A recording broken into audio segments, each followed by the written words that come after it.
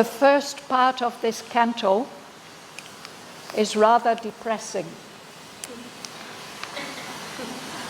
It speaks about all these unpleasant influences that are coming to us from the lower vital.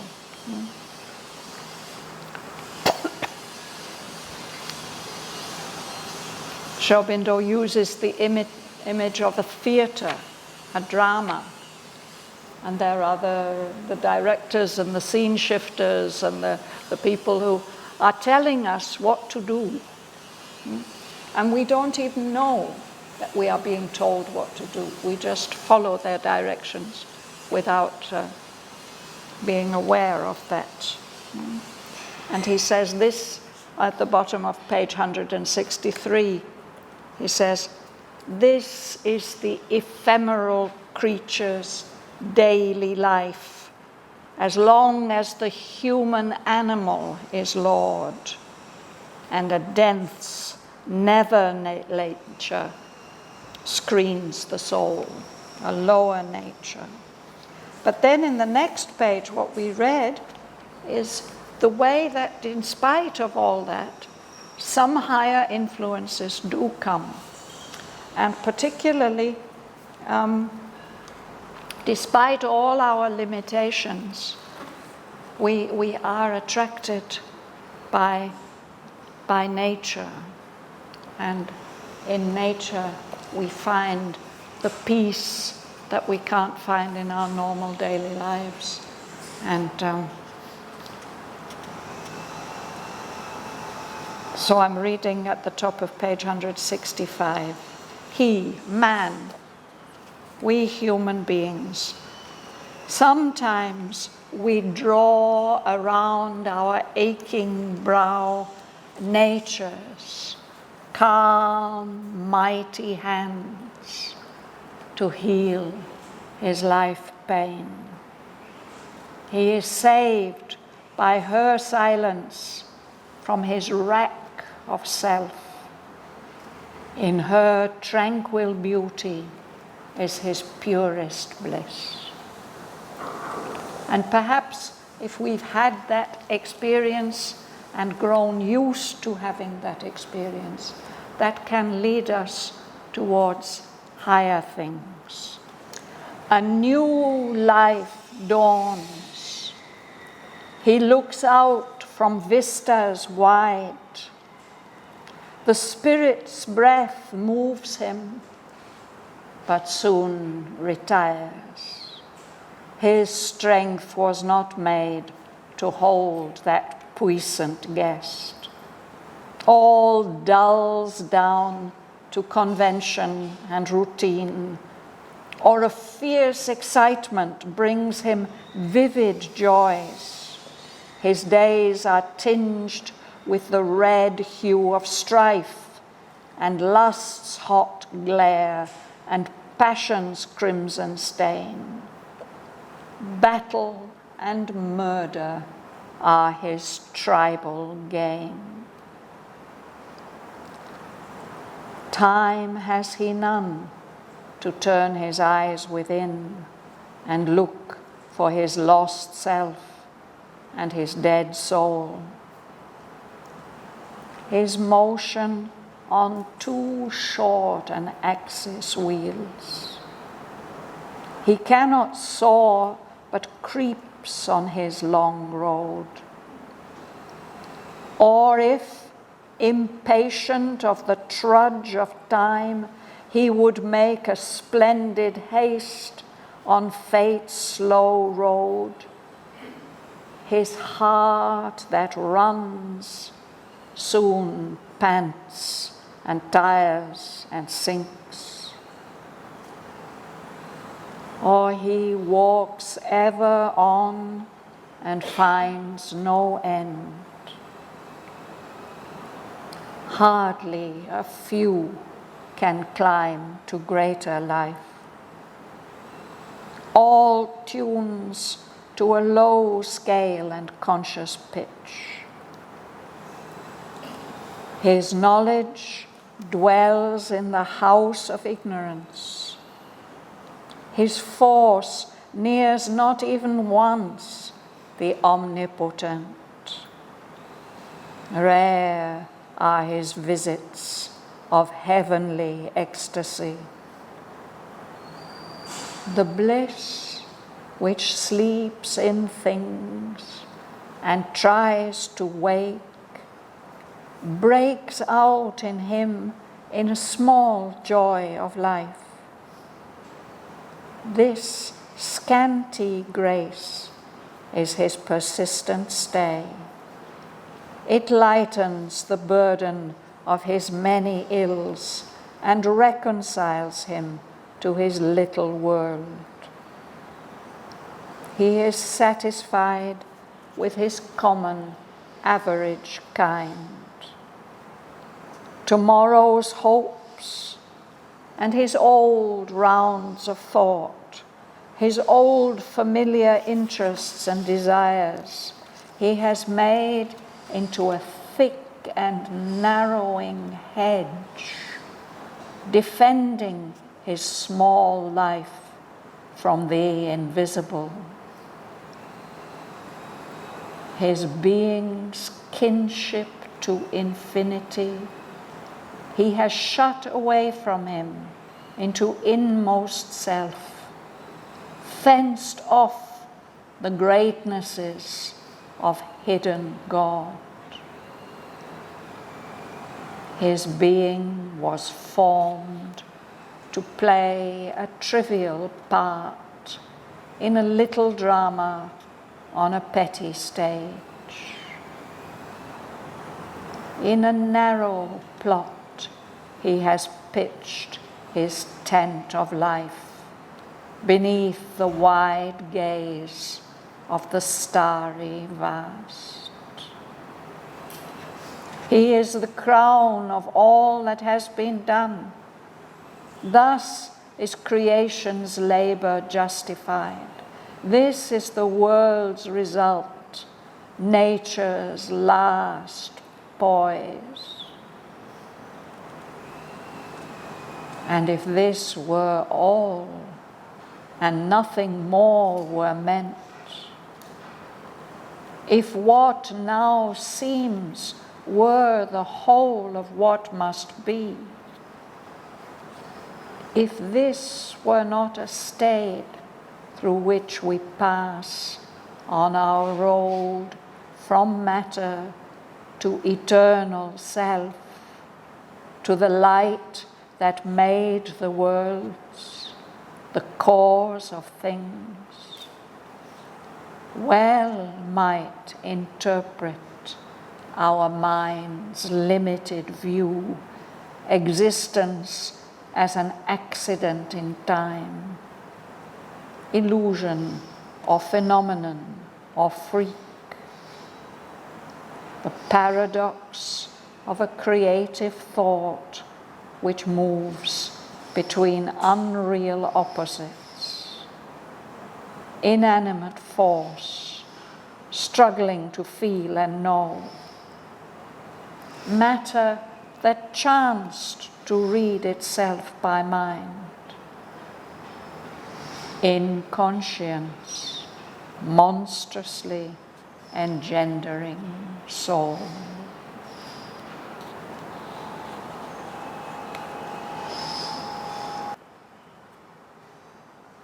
So now you can read Sudarshan. A new life dawns. A new life dawns. They looks out from distance void. The spirit breath moves in, but soon retires. His strength was not made to hold a bosom again. All dull down to convention and routine. All fears, excitement within, with joy. His days of pink with a red blue body. Love all day, passion, guilt and pain. Battle and murder are his tribal game. Thank you.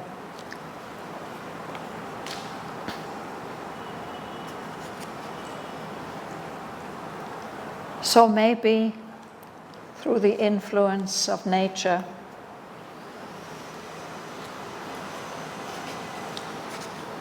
There's a brief awakening of a new life.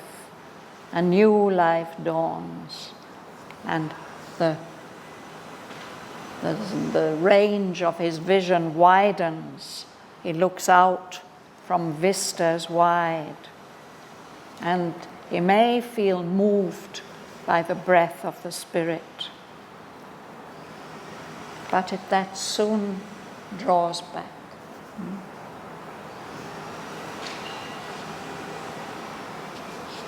That's because as long as we are in the little life, our strength is not made to hold that puissant guest, the Spirit. So after some time, everything dulls down to its ordinary way, to convention, the way things usually are, and routine. And if that is not satisfying enough, then he searches for fierce excitements, bringing vivid joys. And that may bring clash and destruction. Then his days are tinged with the red hue of strife.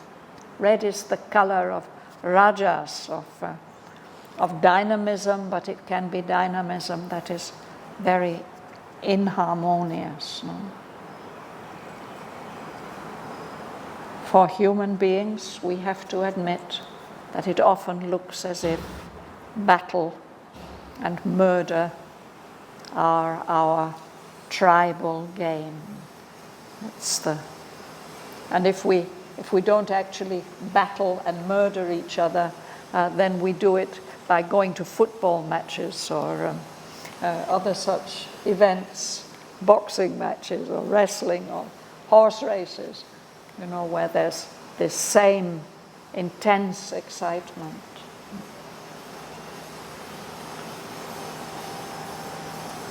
Leila, would you read, please? Time is none to turn aside within and look for his lost self and his dead soul. His motion on to shore and axis wheel. He cannot soar that creeps on his long road, or if impatient of this track of time, he would make a splendid haste on fate's slow road. His heart that frowns soon pants and tires and sinks, or he walks ever on and finds an end. Hardly if he can climb greater love. Thank you. So if we keep ourselves fully occupied, either with routine or with the exciting things of life, we don't have enough time.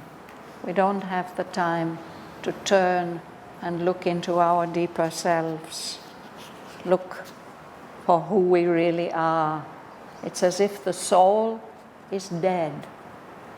Probably it's not really dead, it's just sleeping, but it's as if it's dead. So for us human beings, our motion on two short and axis wheels, it's as if it's going around and around in circles.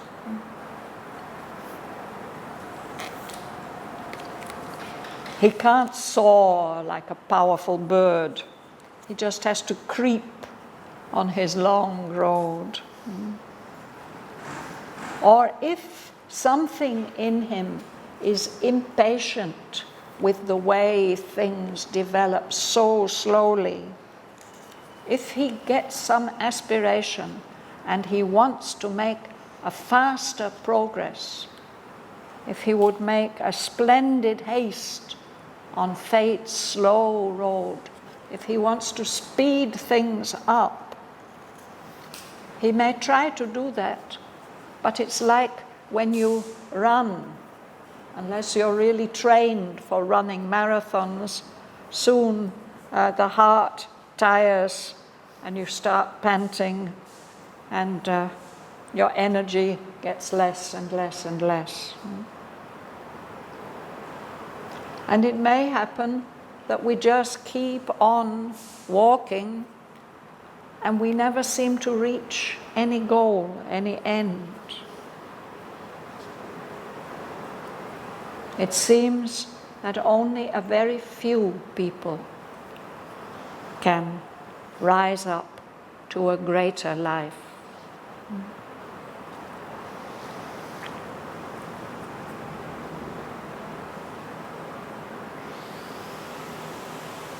Alice, would you read?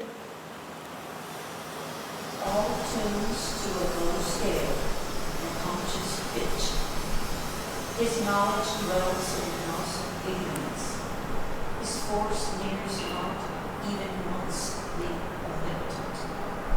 Rare are his visits of heavenly ecstasy. The bliss which sleeps in things and tries to wake breaks out from him in a small joy of life. This scanty grace is his persistent thread. It lightens the burden of his many ills and reconciles him to his little world. Yes. So, of course, we are reading about the little life. And if we're under the influence of the little life, and if we haven't risen above the little life, it is like this. Everything tunes down to a low scale, very low pitch. There can be high pitches also, but not in this case. What knowledge he has is living in the house of ignorance. And his strength, his power to progress, doesn't come anywhere near omnipotence. If he has any visits of heavenly ecstasy, it happens only very rarely. This world is inhabited by bliss. The bliss is upholding everything, but it seems to be asleep. It's trying to wake up. And in us, when we're in the little life, it does break out into a small joy of life, which gives us some kind of strength and satisfaction. This small joy of life, he calls it a scanty grace. It comes to us by grace, but it's really not enough. It's something insufficient. But that's what keeps us going. This small joy of life keeps us going from day to day. This is what lightens the burden of all the troubles we have to bear, the woes and worries. This is what reconciles us to our little world, and we think we can go on living in it.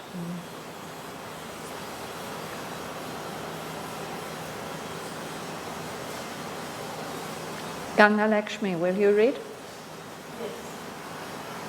He satisfies his unknowledge element, morals, hopes, and his all plans of thought, his all familiar interest and desire. He has made into a thick and narrowing edge, defending his small life from the too visible. His wings can shift to infinity. He has shoot away from me into unlost sun, and soft to the witness of hidden God. Yes, all that routine. We are satisfied with just the way we are, our common average kind. Not too much this, not too much that. We are somehow satisfied with that low pitch. Tomorrow's hopes, our hopes for tomorrow, and our old familiar rounds of thought. All the things which we feel interested in, the things we desire, the ordinary things. These have become like a thick hedge, a thick, thorny hedge which can't be penetrated. And it's as if the hedge is getting narrower and narrower. He has less and less space. But this is what defends his small life, his little life, from the world of the invisible, which might be quite scary. All of us are closely related to infinity. We are kin to the infinite and the eternal. But we've shut that away from us, right into the deepest, most secret parts of ourselves. We've fenced it off, fenced ourselves off from the greatnesses of hidden God.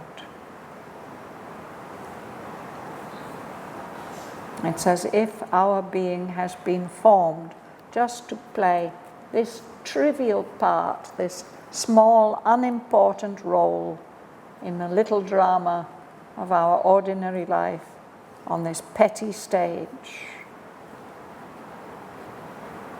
Here we are.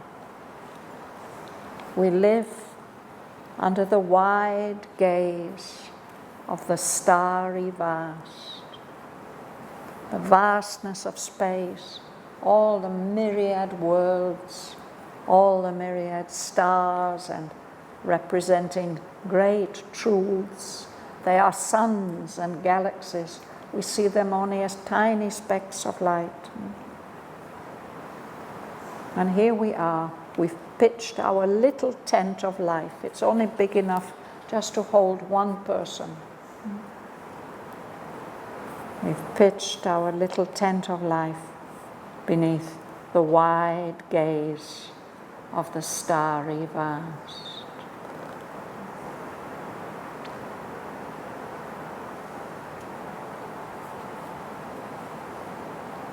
Joel.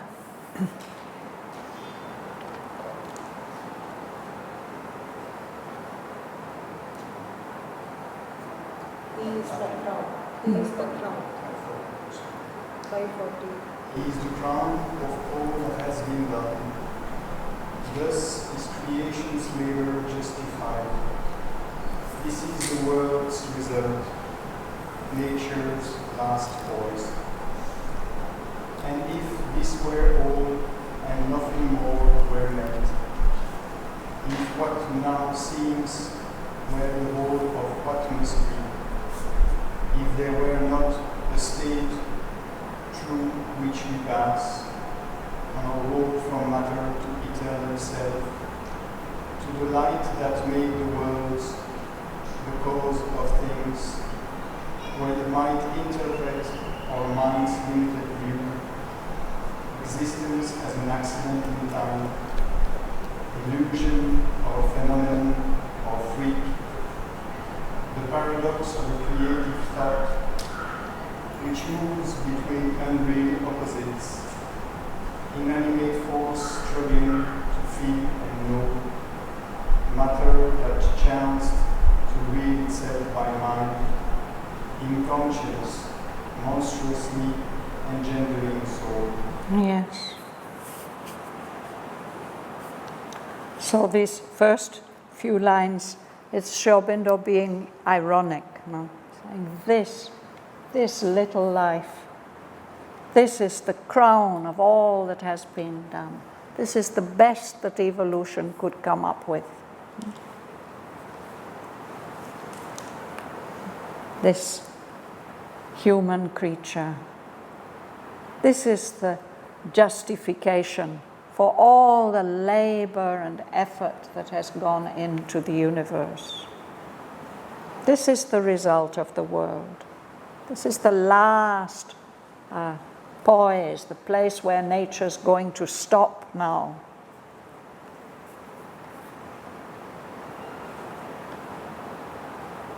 And if this were all, if that were really true, and nothing more were meant than what we see today, if what now seems were indeed the whole of what is meant, what is intended for this universe, if this were not only just a stage, a passage through which we pass on our road, our long road, which leads from matter to eternal self, to the light that made the worlds, the real cause of things. If this little life were everything, in fact, then our mind's limited view would be justified. It would be justified in interpreting existence as an accident in time, an illusion, or a phenomenon, just something that's there for a while and then gone, or a freak, something abnormal.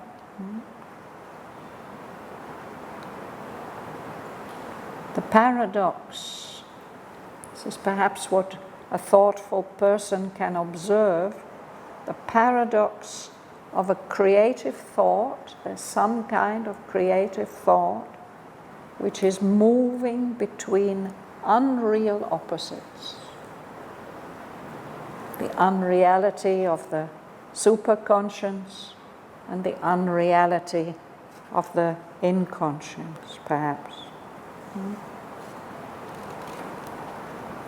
What do we observe? We observe inanimate matter, matter that's not alive, which doesn't have a soul. It's just matter, unconscious matter, struggling to feel and know. It wants to become sentient and have knowledge. So at least that's what it seems to be doing, what evolution seems to be doing, struggling to feel and know. Matter, this dense, insentient stuff that just by chance has started to try to understand itself by the mind. It's what we seem to be made up of, is matter. How come that this matter has woken up enough that it wants to understand itself? This universe seems as if it might be a state of inconscience, a state where there's no consciousness, which has just by mistake, monstrously, totally abnormally, given birth to something we might call soul.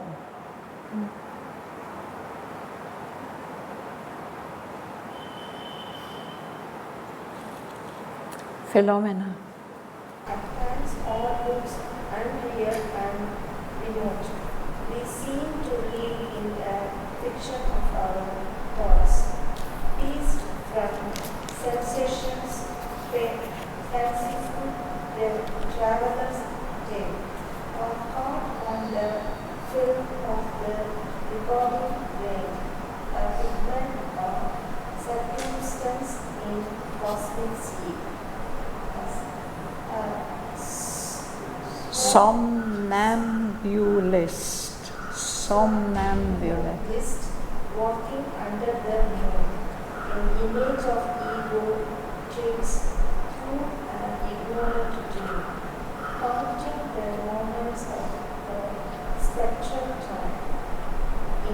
was a spectrum of effect and cause, resting to a spacious prospect of world space. It drifts incessantly from scene to scene. From scene to scene. Whither it knows not, to what furthest bridge. Thank you.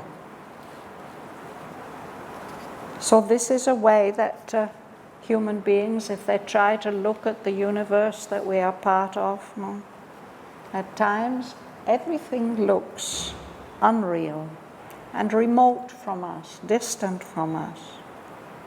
It's as if we're living in a fiction, in a story, a made-up story that our own thoughts have made up, that we've pieced together from sensations, fanciful traveler's tale.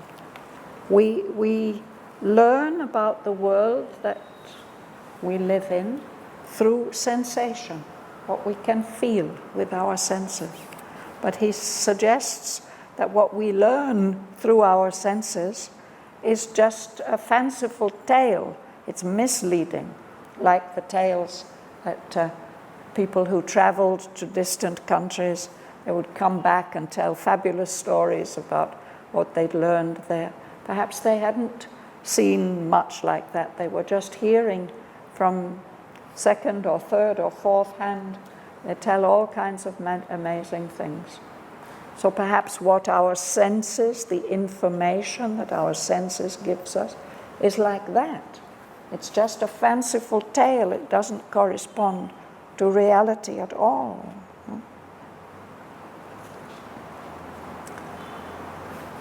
So a fiction of our thought that we've just pieced together from what the senses tell us. Or maybe we've caught it by accident, perhaps, on a film of the recording brain, picked it up while we were sleeping, a figment, a creation, or circumstance in the cosmic sleep. We've just picked up some dream happening. The ego, or maybe not even the ego itself, just an image of ego, is treading through that ignorant dream, just like a somnambulist, somebody walking in their sleep, walking under the moon. What they're experiencing in their head is not the reality of things at all. So in the same way, an image of ego treads through an ignorant dream. We may even count the moments, we may measure the hours and the minutes, no? But that time is only spectral, it's unreal. It's not real time, it's like a spectre, a phantom, a ghost, or even an imagination.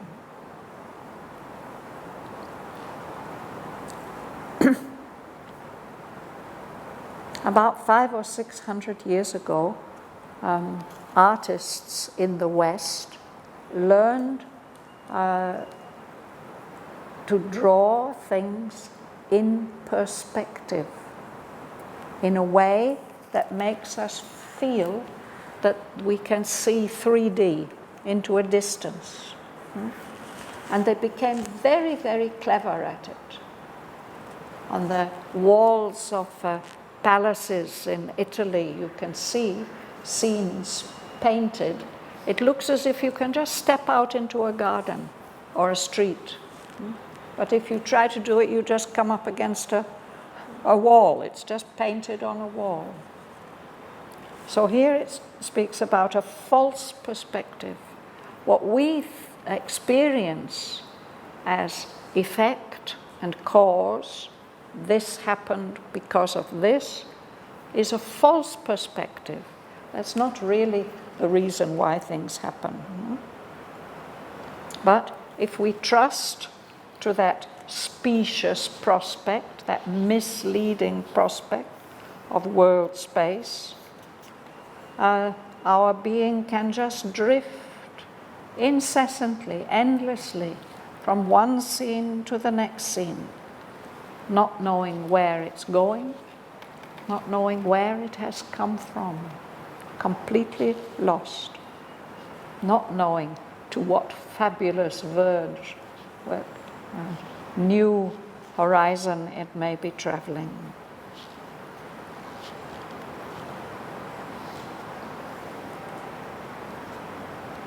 Kamala.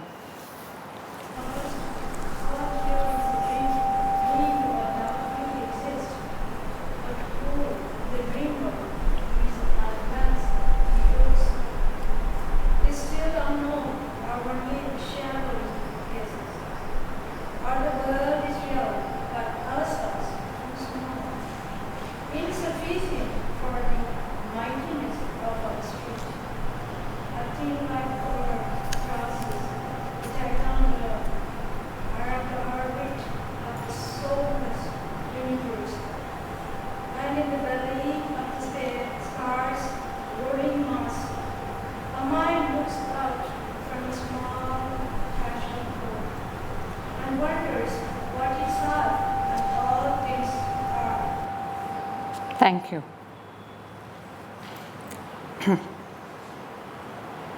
So these are explanations which we might give to ourselves, which human beings have given to themselves. Everything here is dreamed, or its existence is doubtful. We don't know whether it exists or not. And we have no idea who that dreamer is, who has dreamed this dream we are part of, and where he's looking from. It's still unknown. Or maybe we do make some kind of shadowy guess. We think it might be like this or like that. Or perhaps the world is real, but we are far too small. We're like ants trying to understand the Himalaya. No? The world is real, but ourselves too small, insufficient for the mightiness of our stage. It's all too big for us to grasp. No? What we seem to observe is this thin life curve, a tiny little arc of life, crossing this titan whirl of the huge universe, no? Of the orbit of a universe that seems to have no soul, to be soulless.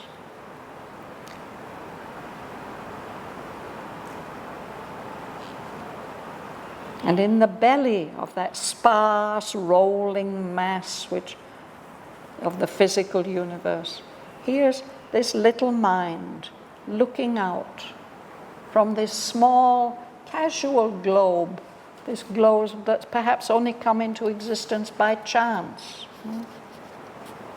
And here we are, wondering what we are and what everything is.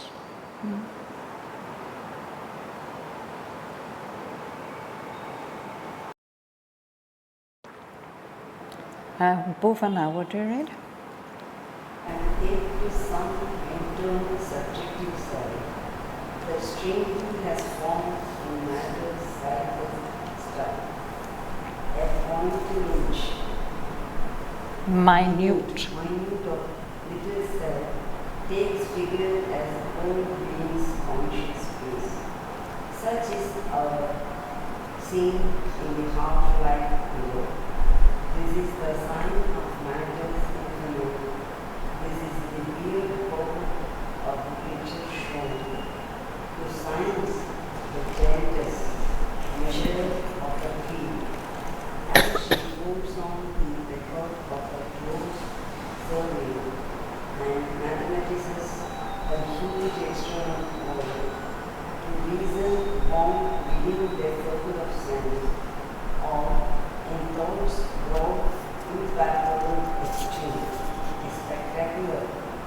speculator. Speculator entangles one's idea. Abstractions in the void of currency. We no more with all form, values, or space. Let's pause there.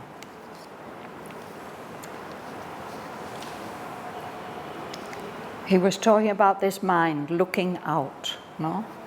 And how absurd it all seems. And yet, to some interned subjective sight that's looking within, this, where has it come from, this sight? It has formed very strangely in the blind stuff of matter. A tiny little pointillage, one little point of self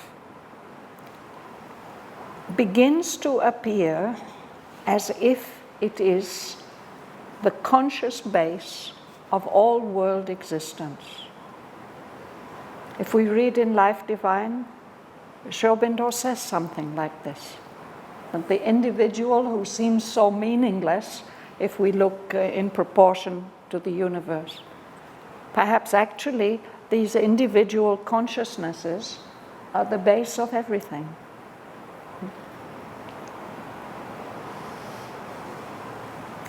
So now he's summing it up. He's saying, this is the scene. This is what it looks like to our ignorance here. This mysterious setup is the sign of matter's infinite, the infinity of matter. This is the weird purport. It's something so strange we can't understand it, of the picture that appears to science. Science has become a kind of giant to us in our century and a half, no? She's the one who measures the field and tells us everything. She looks closely on this record of her close survey. She puts it all down in mathematical terms, this huge external world. What it shows us is something really weird, ununderstandable. Similarly to reason, if we use our reason, especially if we bind our reason to the circle of sense, we will only accept what the senses tell us. Sri Aurobindo says the reason actually can take us much further than that.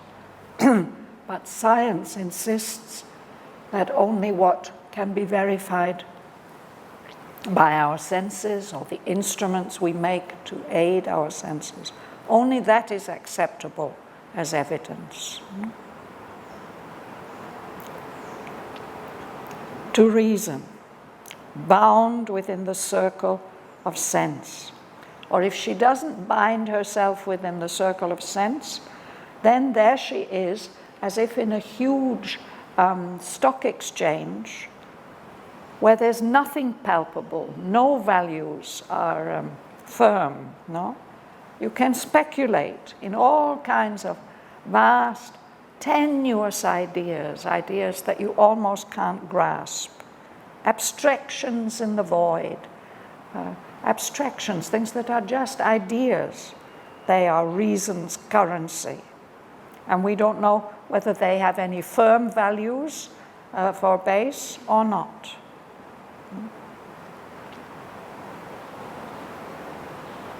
Alexander, would you read the next sentence? Only religion. A little louder, please. Only religion in this bankruptcy presents its dubious riches to our hearts, for science and provision checks on the beyond. Our poverty shall then have its revenge. Our spirits depart, discarding a futile life, into the blank transferred into immortality. Yes, again, it's Sri Aurobindo's humor. Only religion. In this bankruptcy of reason and science, materialism, only religion in this bankruptcy seems to perhaps offer us something, but even what it's offering us is dubious, is doubtful. It offers something to our hearts to make us feel more satisfied. But one of the things it does is that it seems to be signing checks that we can cash in the future, but they're unprovisioned checks. There's nothing in the bank. On the beyond, when we leave this world, then we can cash our checks. Our poverty shall there have its revenge. Our spirits depart this world, discarding this futile life.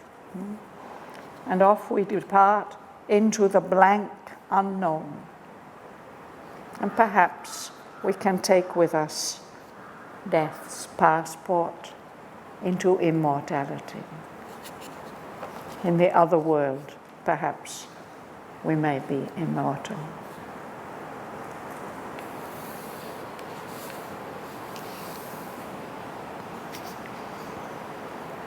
So that was quite a long passage, wasn't it?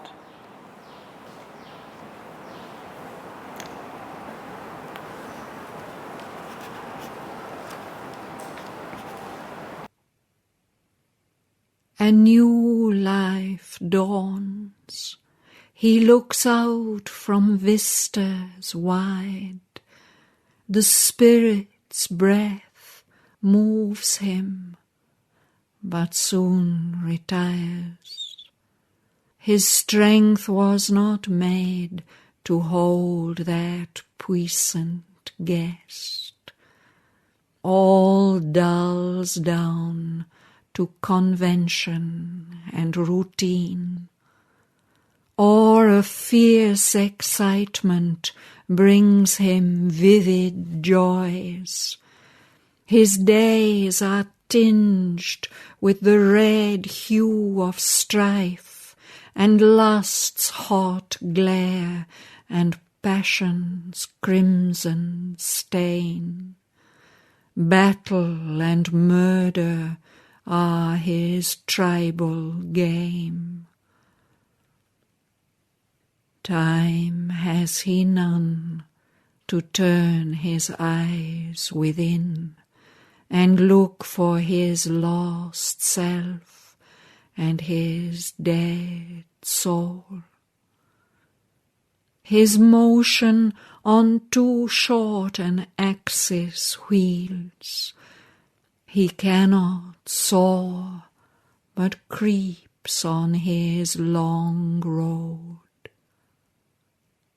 Or if, impatient of the trudge of time, he would make a splendid haste on fate's slow road, his heart that runs soon pants and tires and sinks. Or he walks ever on and finds no end. Hardly a few can climb to greater life. All tunes to a low scale and conscious pitch. His knowledge dwells in the house of ignorance.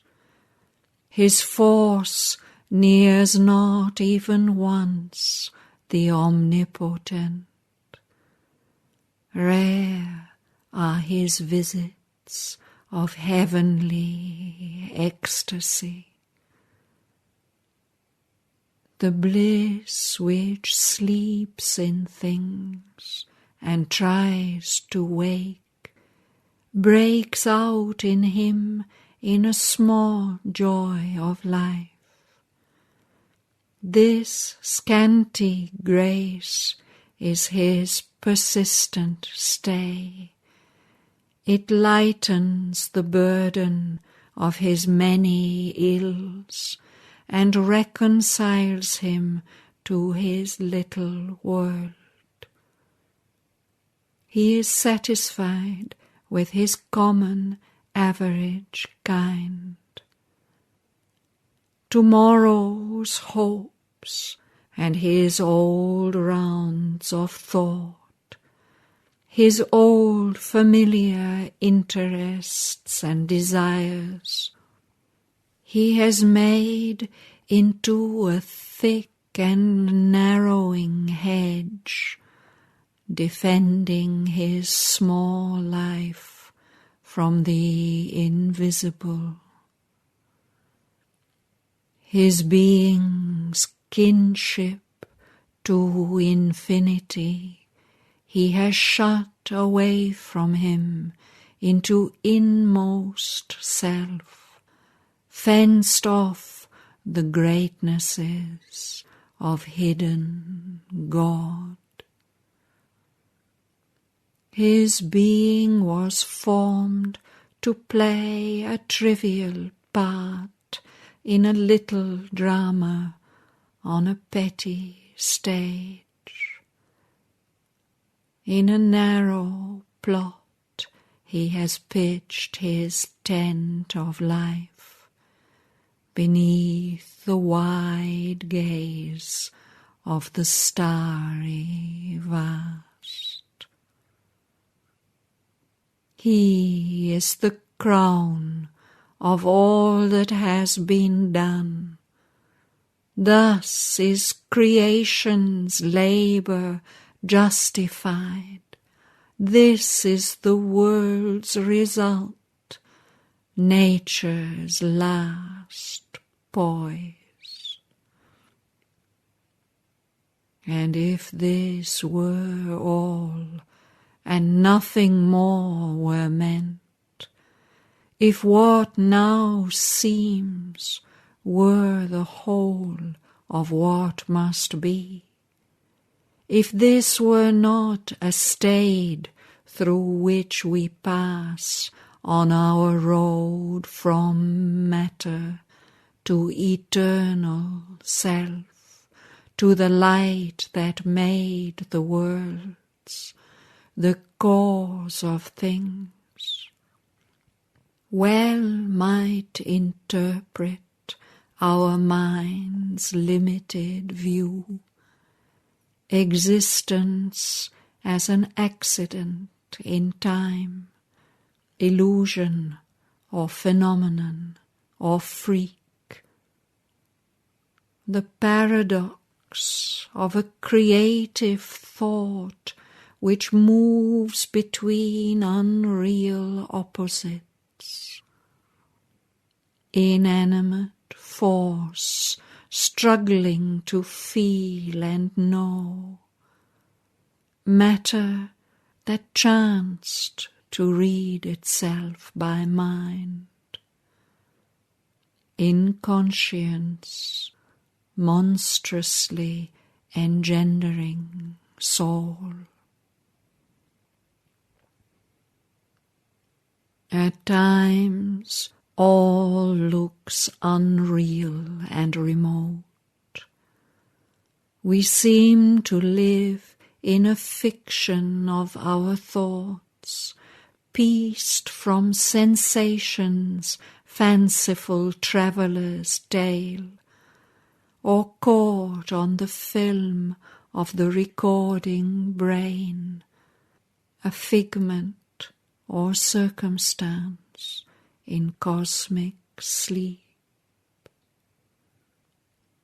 A somnambulist walking under the moon, an image of ego treads through an ignorant dream, counting the moments of a spectral time.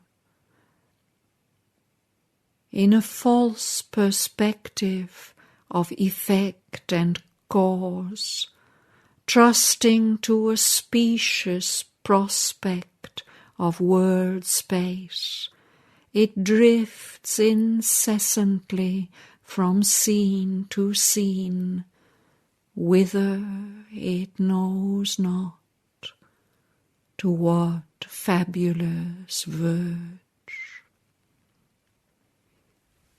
All here is dreamed, or doubtfully exists.